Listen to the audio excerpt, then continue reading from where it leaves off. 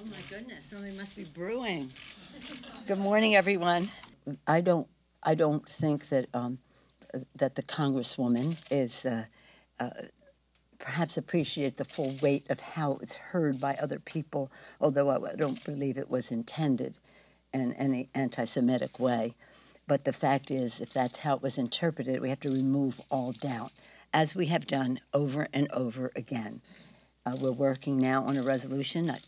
We'll see when we bring it to the floor that will, again, speak out against anti-Semitism, anti-Islamophobia, anti-white supremacy in all the forms that it takes, that our country has no place for this.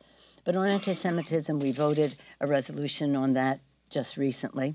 When I was a week and a half ago or so at the Munich conference and then in Brussels for the NATO meetings, at every meeting, at every level, at the highest levels, our delegation impressed upon our European allies the importance of fighting anti-Semitism in our countries. This is well before the Ilhan statement that emerged this weekend.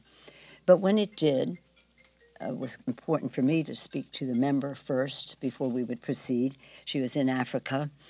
After I spoke to her, members had different tacks they wanted to take, some their individual statements, some thinking we should have a resolution. I thought the resolution should be enlarge the issue to anti-Semitism, anti-Islamophobia, etc., anti-white supremacist, and that it should not mention her name, and that's what we're working on, something that is one resolution addressing these forms of hatred, not mentioning her name, because it's not about her. It's about these forms of hatred, these isms. Apologize? She hasn't apologized. Does she need to apologize? Well, she may need to explain that she did not. It's up to her to explain, but I do not believe that she understood the full weight of the words.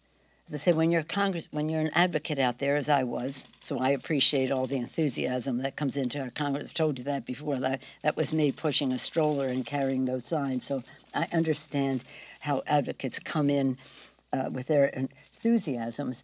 But when you cross that threshold into Congress, your words weigh much more than when you're shouting at somebody outside.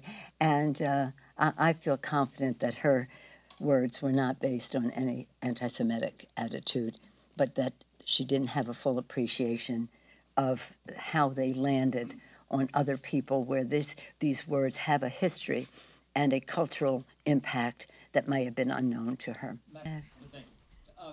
There was concern about motions to recommit.